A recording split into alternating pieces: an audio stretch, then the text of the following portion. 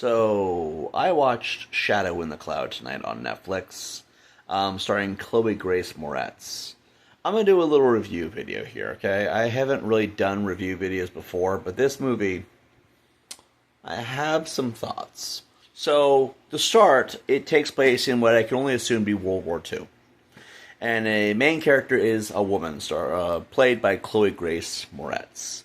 You know, the child from Let Me In. She was also Hit Girl in Kick-Ass. If you don't know who I'm talking about, look it up, if anything. So, the whole movie takes place on a plane for the most part, except for the ending. And throughout the whole movie, there's this woman. She's basically getting onto a plane because she's getting orders from the top. And she's carrying super confidential cargo. The twist is kind of crazy, but we might get into that, but I might just leave this spoiler free. I'm not really sure yet.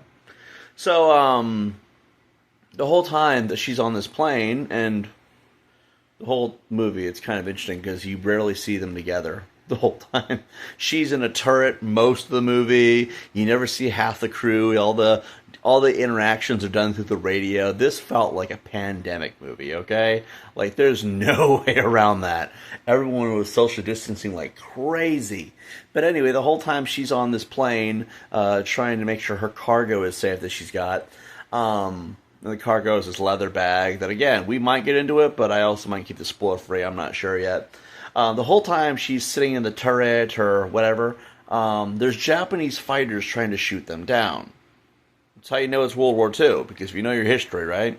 The other majority of the time, there's a gremlin ripping apart their ship and attacking everybody, which is wild to me. Like, the creature looked cool, but some of this movie was ridiculous. So how do I do this without going into spoilers? So the cargo, right? The gremlin takes at one point, and it's hanging it from one of their planes. So she decides, because this is what American women do nowadays, I suppose, she's going to climb out of the turret onto the outside of the plane while it's flying. And you look at the entire image, you can't help but notice that this is really bad green screen.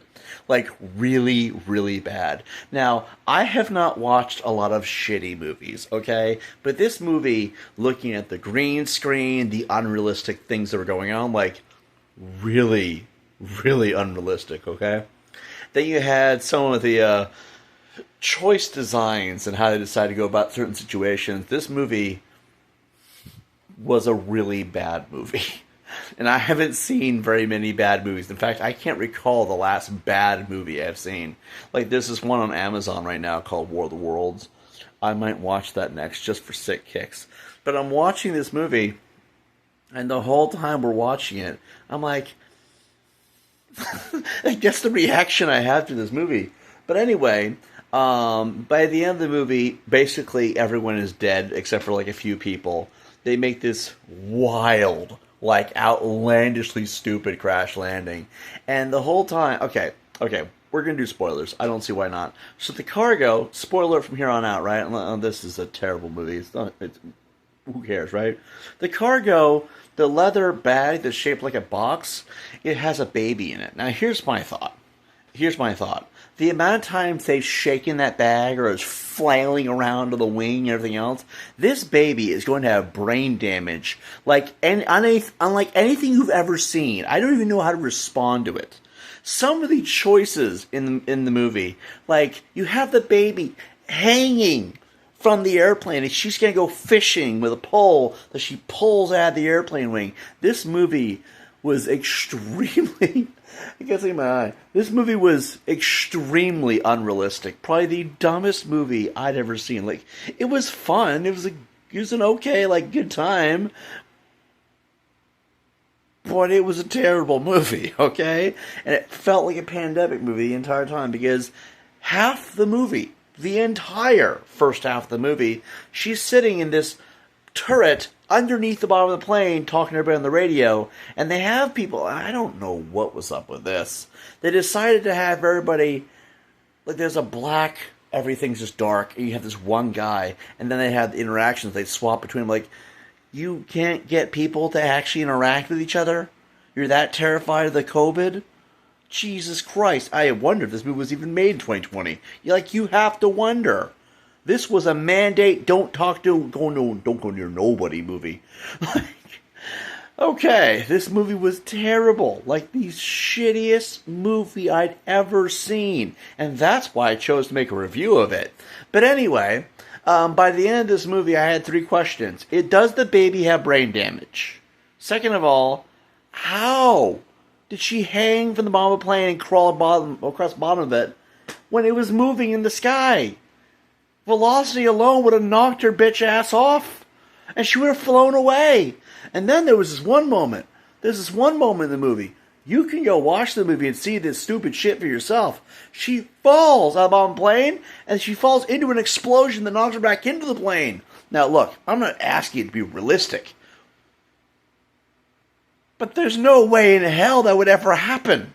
Now, again, it's a movie about a gremlin destroying a plane while a woman smuggles a baby for... I will not get into that. She was trying to escape an abusive husband. Oh, ho, ho. And then there's the end. She decides to get all macho, women empowerment, and fight the gremlin on the beach. Yeah, it's exactly how it sounds. Like the corniest shit of all time. She tears off her sleeve. She's like, you have no idea who you fucked with. And goes and beats the gremlin to a pulp. And like, why was the gremlin running away from her at that point? It's an animal. It does not understand that level of fear. It's a gremlin. Gremlins are monsters. They don't fear bitches. I'm not like... On a scale of 1 to 10, I give it like a 4. No, maybe a 5. There was a few good laughs in there. It was still somewhat entertaining.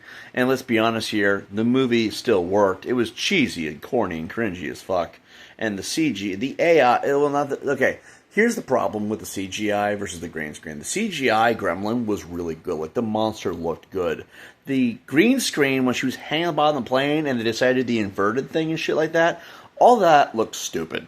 Like, you could tell that she was on a green screen. And here's the thing. If you're going to put that much effort into the CGI, you might as well do it for the green screen as well. Because the gremlin looked fucking good. That's the problem. The gremlin looked good. Like, they didn't F that up. But you effed up the green screen. Like really bad. Like, Chloe, you should sue. It was that bad. Like, I haven't seen green screen that shitty in years. Like, I can't remember the last time. So, this movie was evisceral garbage, but at the same time, it was entertaining. I'll give it a 4 out of 10. That's the best I can do. Like, this wasn't even B movie level bad. It was lower than that. It's on Netflix. Stars Chloe Grace Moretz. There's a scene where she pops out her tit and feeds her baby. It's stupid as fuck. But you want to watch a bad movie, and a lot of people like to watch bad movies. Watch this one.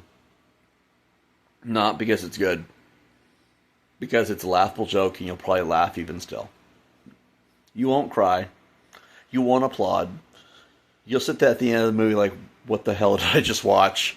But, you know, do what you will. That's my review of Shadow in the Cloud. I will never watch it again. Have a good night. I'll see you all in the next one. Peace out.